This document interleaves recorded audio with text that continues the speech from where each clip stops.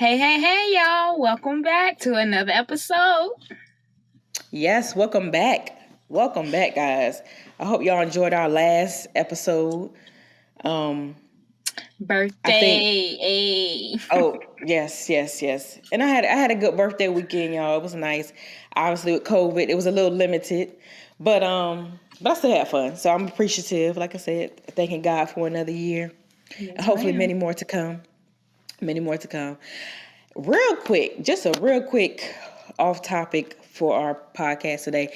I want to say to our listeners today, ladies, if you are out there listening, get Uh-oh. yourself a Mary. Okay? Get yourself a Mary. And I'm going Oh, to tell thanks, girl. yes, no, I'm so serious. I'm so serious, y'all. Without going in full detail on what it was about, I hit up Mary and I'm like, hey, it was something in reference to our podcast. And I'm like, hey, I know this could be a little intense in terms of what I'm asking of you for a particular job dealing with our podcast. And, her response was, nothing is intense when you have goals. And I'm like, you sure right, girl. You are absolutely right. So there was no resistance. There was no fight. It was, girl, basically like, we are in this together. We're gonna make this happen. And so that's why I say, if y'all are out there, especially if there's certain things you're trying to achieve, just to have that support factor, it's just nice to. Look, Also, I I don't think even know why you put me on a spot like this, messing up my a little bit of makeup I got on. Like, Lord, why am I tearing up? girl, you getting soft. That's what. I know. But no, I'm being serious. I'm being serious. That was something I needed to say because I don't think you realize when you text that back to me. I was just like, she's right, and it's been a lot of times where like, I don't know, you'll be surprised how if I would have text somebody else that same type of message, it'd have been like, girl, what you asking me to do? What? You know what I'm saying? So to get that, to just basically get that love back, like, no, we got this. So I appreciate that. I just wanted to make sure you knew. I appreciate you, girl. I mean, we balance each other out. That's what we're here for. We So. do. Y'all, we do more than y'all ever know. Like, Mary be having to keep me balanced because sometimes my brain just be running. And I will randomly send her a Marco Polo telling her every idea I have in the book. And she's like, okay, kid. All right. Yes. Bring it back down to earth now. So we balance each other out real good. Real good. But anyways, getting into today, so recently I was having conversations with a few young women who are at a point in their life where they are making and excuse me, I have a little cold, so if I sound a little stuffed up, but they are making like huge decisions in their life. And I was just trying to give some advice, but it just kind of sparked this feeling in me to talk about like maybe some steps that we should take when we're in the process of trying to make big decisions that we feel like are going to affect our lives greatly, going forward. And obviously when you're in the moment, it seems like that big decision is going to be something that's going to weigh on you for the rest of your life, in the sense Yes. of like you're feeling like, dag, if I make the wrong decision, this is it. This going to be my only chance and stuff like that. So I just kind of wanted to touch base on that because, like I said, it just got me thinking as I was just giving them their own advice. And I think when it comes time for us to make these big decisions at the very base level, if you are a religious person, I think the main thing is focusing on prayer, meditation, fasting, Bible reading, things like that feed your soul. Things that you would normally look to gain understanding.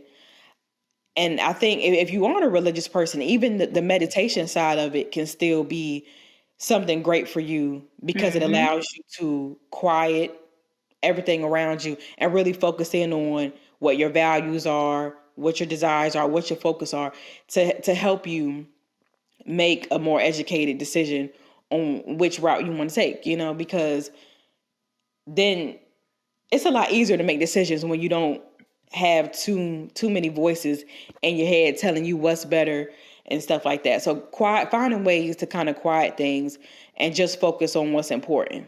Yes, those are actually absolutely good points. And just bringing it back to like when you said prayer and just getting into the word or fasting, a good scripture for that is Proverbs 3:5-6, where it says, "Trust in the Lord with all your heart, lean not onto your own understanding, but in all things acknowledge Mm, Him, and He will direct your paths." Okay.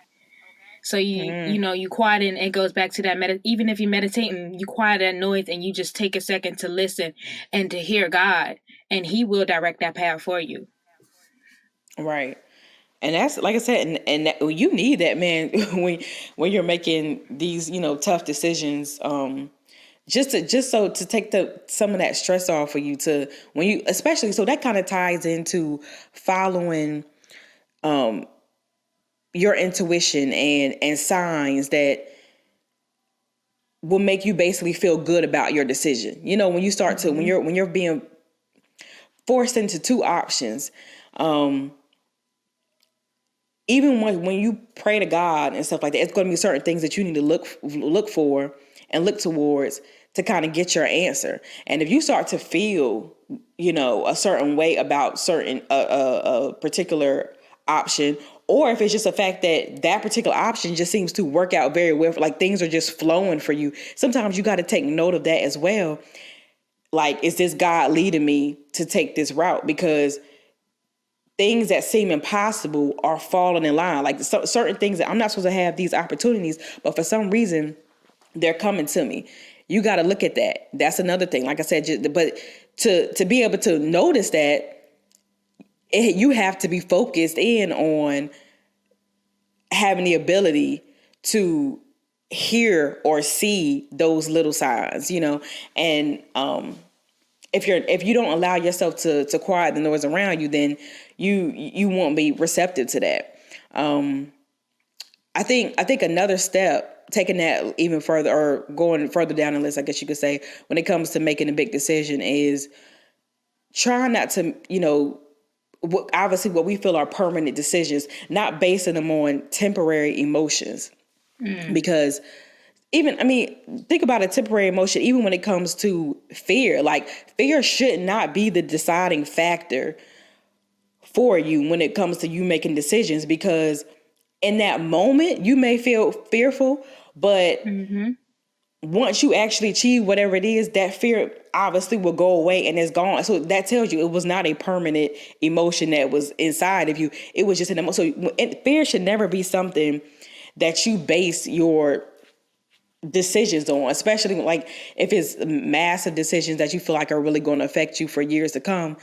Fear cannot be the reason why you decide to not choose an option. It cannot be. It cannot be the driving force. It just cannot, because you want Right. to be beyond that.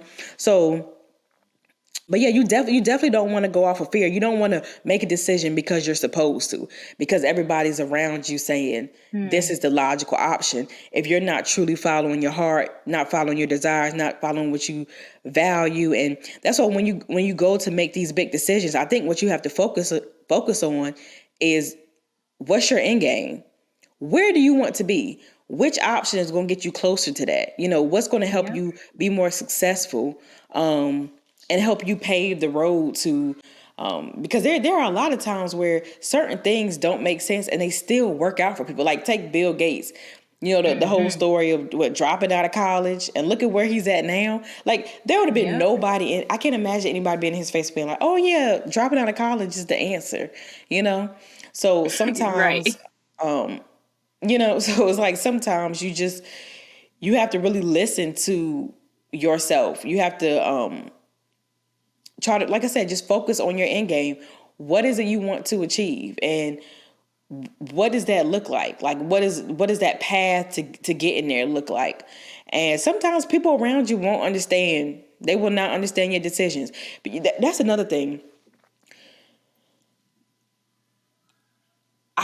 This is even something I would tell my husband. I'm like, you have to understand that sometimes people don't dream or as big as you're trying to dream right now. So when you sit there and discuss certain ideas or plans with them, if they can't see it, they think is stupid. They will be negative about it and stuff like that, which can be, bring doubt in your head about yourself and about what you're trying to do. Mm-hmm. So it's like, you got to always be mindful of who you're talking to. Like, know your personnel, know who you can go and have these certain talks to, because you're going to have some people who are just negative Nancy's, and they immediately shut it down when you go to express yourself about some of the things that you have planned. It's just like, because they can't do it, because they can't fathom the idea of somebody like you being able to achieve that.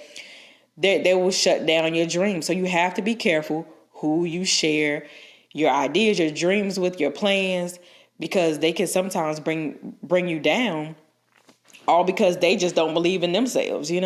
So I think that's Mm-hmm. very important, of just knowing who you should trust, because don't get me wrong, there's value in having a village and having people that you trust, because different perspectives will help you weigh your options more, like objectively, basically.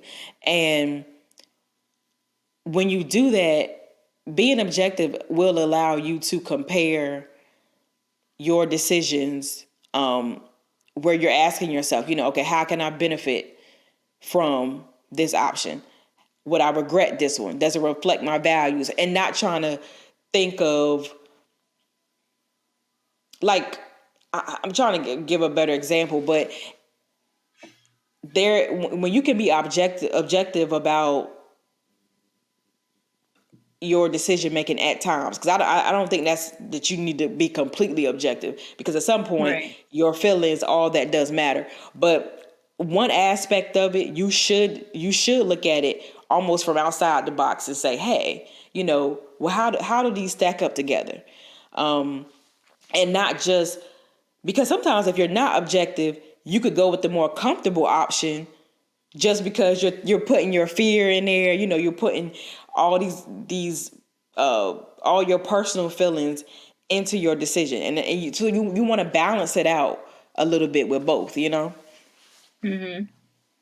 I think also when it comes to like making these big decisions, you want to ask yourself, like, have I given it enough time and thought? Because a lot of times, like you said, when you make these big decisions right there in the moment, like you that fear arrives, but then you also ready to just like, oh no, instantly it's a no because I'm afraid.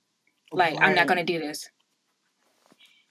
Take the time to actually sit down and think about it. But then it's like, ask yourself, are you focused on certain people's opinions about the decision that you make? Are you worried what they're going to think when you make that decision?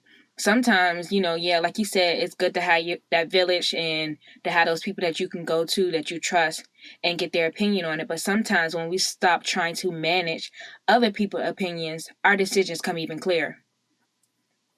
Mm-hmm. So That is that's true. also something to think about. Yeah. I Yeah. know for me, like, I had to make a big decision um after I lost my mom. Now, mind y'all, um me and my husband, we were only married for about 8 months, and I lost my mom, and me and the kids, we moved back to Virginia. We were at the time in South Carolina. I left my husband in South Carolina because he was going to school for military A school, and we were there. When we got back to Virginia, I had to immediately step in the role that my mom was taking on, which was taking care of her parents and my grandparents. So that taking care of my grandparents, on top of now I got custody of my sister and cousin, on top of my own two kids. It was a lot. And when it came down to like the end of the year, it was just like, okay, fresh marriage. I'm dealing with all of this. My husband's alone, in South Carolina. I need to make a decision on whether what I need to do going forward, because initially we was like, okay, I'm gonna move back to Virginia, plan my mom's funeral and everything. Once that over with, once the girls got out of school that summer, we was gonna go back to South Carolina, but it didn't happen like that. And I was feeling like all this guilt, like, well, if I leave my grandparents, who's gonna take care of them? You know, Mm-hmm. but also I'm a newly married woman who has a husband who needs his wife and kids as well. It was unfair to him Right. because he's, granted, maybe 4 or 5 hours away, but at the same time, this is supposed to be this new journey we're supposed to be embracing, embarking on together, but we're already apart from each other. So I had to make that decision on whether if I want my marriage to work, to go back with my husband and take the kids and my sister and cousin with us, and find somebody, that's going to come in and take care of my grandparents, or stay here and take on all of this and just see where things went. So that was a big decision I had to make. Of course, I made the decision to go back with my husband, the kids, and I, and we moved back to South Carolina. And then a few months later, we was headed to Hawaii. But in the midst of that, making that decision, I was like, what are people going to think about? Oh, she just up and leave her grandparents. Once again, letting all that negativity, hover over me, like letting all this guilt come, because like I want to live up to my mom's expectations because this is what she was doing, So it was a big decision to make. And once I fasted, I prayed, I went to people that I knew who were going to tell me like it is, church people. And I was surprised to hear that most of them were like, no, sweetie, you need to go with your husband. Don't worry about your grandparents and them. You are still young. You already got enough on your plate. They will be taken care of. And it was those type of, hearing from them, their opinions that helped weigh on my decision to move back. So, yes. Yeah, and see, like I said, going back to having, like you said, having those people, those different perspectives, help you look at it, and from a different angle, and at that point, probably feel a little bit better about your ultimate decision. And matter of fact, how old were you? Like, I don't think people realize how intense that was. How old were you at this time?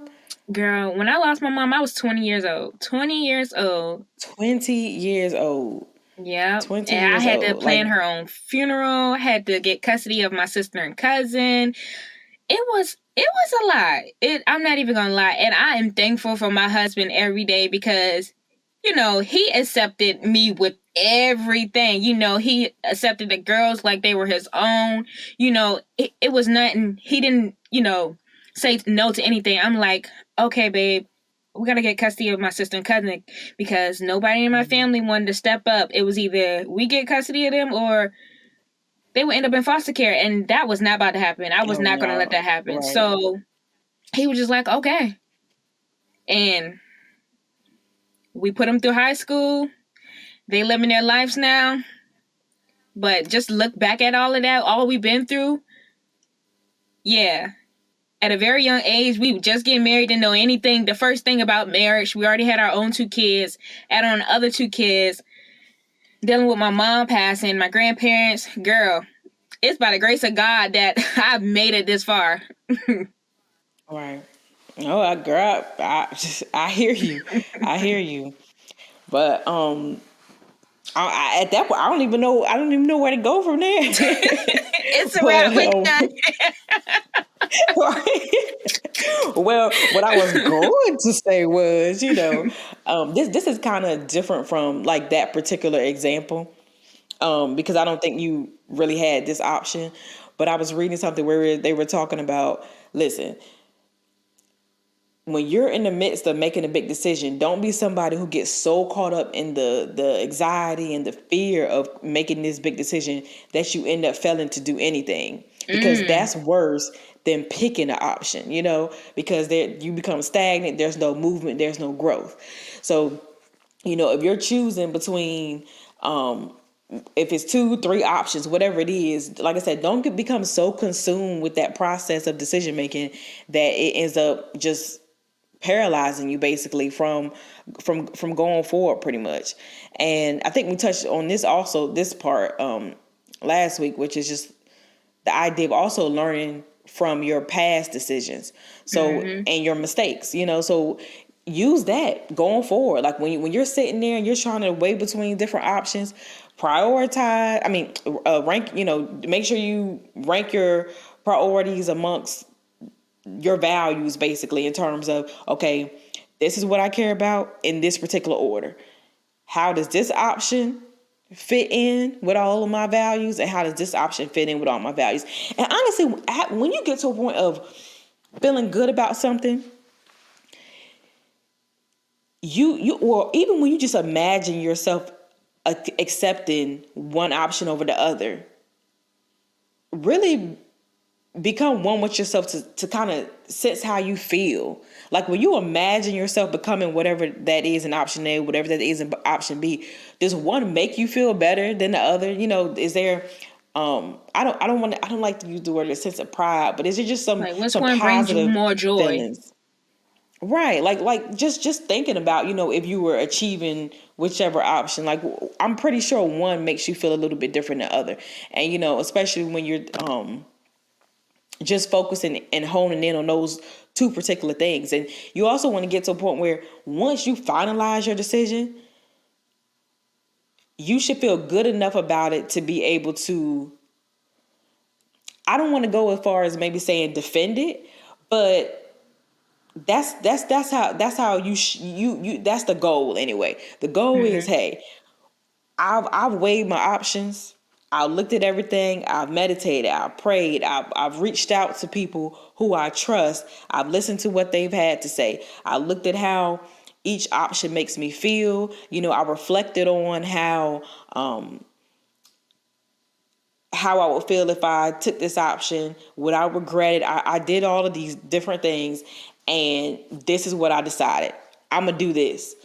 So when somebody comes to you and says, that's what you decided to go with, you need to be confident in that decision to say, yes. Yep. Do you want to know Mm-hmm. why I picked this decision? I picked this because of A, B, and C. I have all my reasons. I know exactly why I decided this, because this is how it makes me feel. This is what my plan is for the future. And this is going to get me closer to my goals.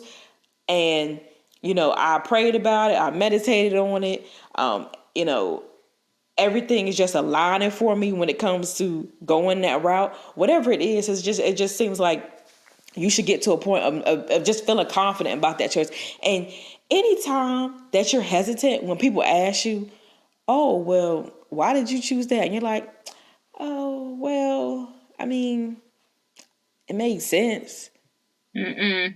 What do Uh-uh. you mean? Cut that. No, no, What do you no, mean? no. Right, right. We're no. That is not what we try. That's not how we're trying to live now. Okay, Right. we're learning the error of our ways. We are not trying to live with that sense of, oh, it just makes sense. No, if you're out here trying to chase dreams, you got to know that when I make this decision, it's with purpose.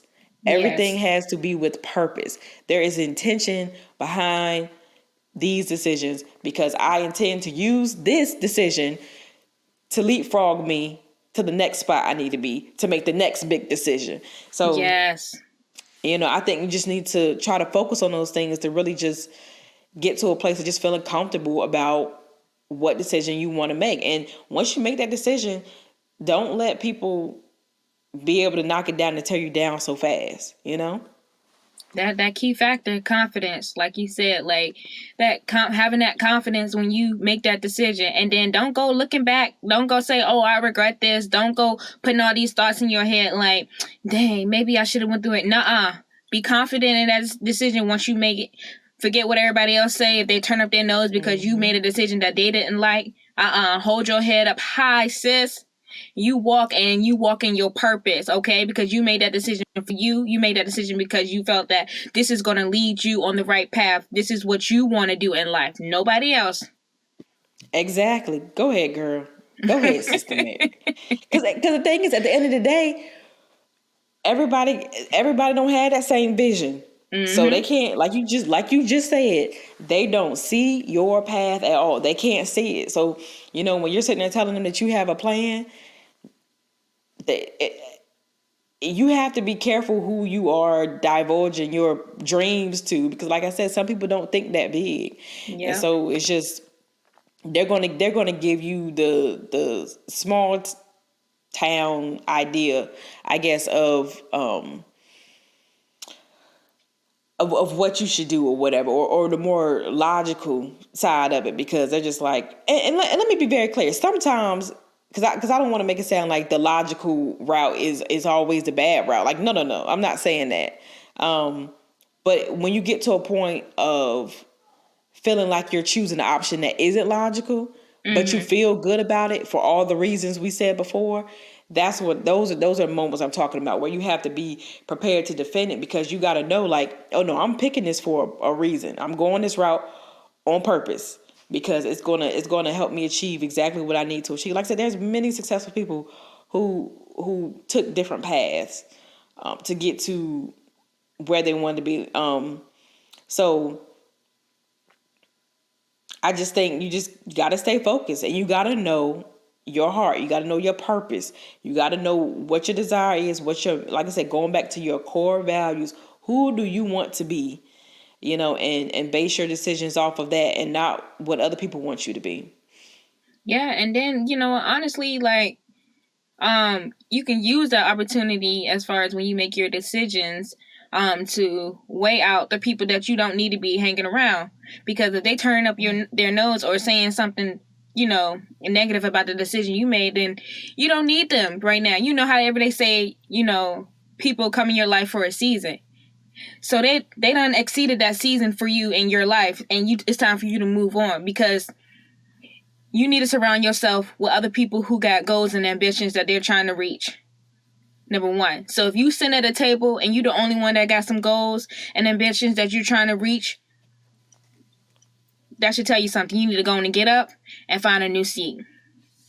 Right. Girl, don't sit at that table no more. No. Don't sit at that table. And let's be clear. Also, sometimes, because I think, and there is a difference between people who, like you said, are turning their nose up at your decision, and also the ones who just flat out disagree. Like, some of them, they mean well. They think they're giving you the best advice. You know what I'm saying? Like, they mean well. They think they're giving you the best advice. They just see it a different way. They may not see it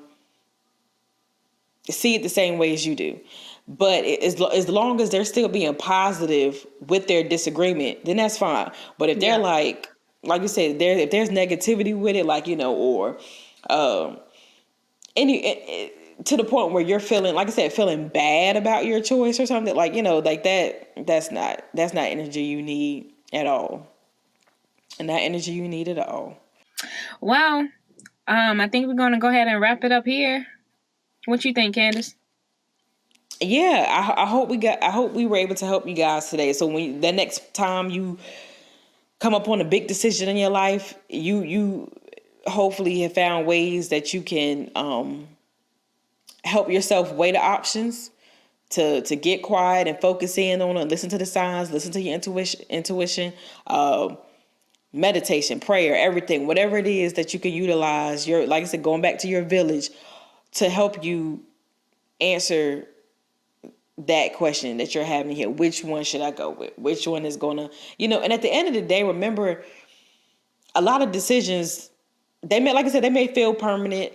And there are some decisions that, are. So I'm not saying that, but a lot of decisions that we feel like are permanent in that moment, or are going to permanently affect us. That's what I should say. Sometimes we feel like every big decision we make is going to permanently affect us in such a strong way.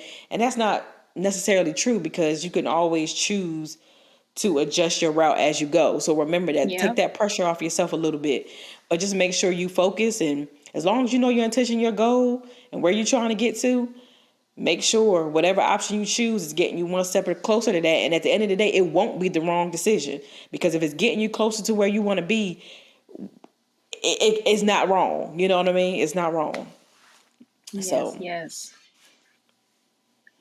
Well, on that note, while you guys sitting and trying to make that decision, go ahead and say that affirmation to help you make that decision clear. Yes, we can get into this affirmation. Let's go. I am enough. I have the power to create the life I desire. I am worthy of my dreams. I am worthy of my dreams. Yes, sir. And we're going to make those big decisions to get closer to our dreams, despite what others may think of them. That's not part of the affirmation. I just wanted to add that in. Bada bing, bada boom. Go ahead. And remember, shine, sis. You got this. You got this, girl.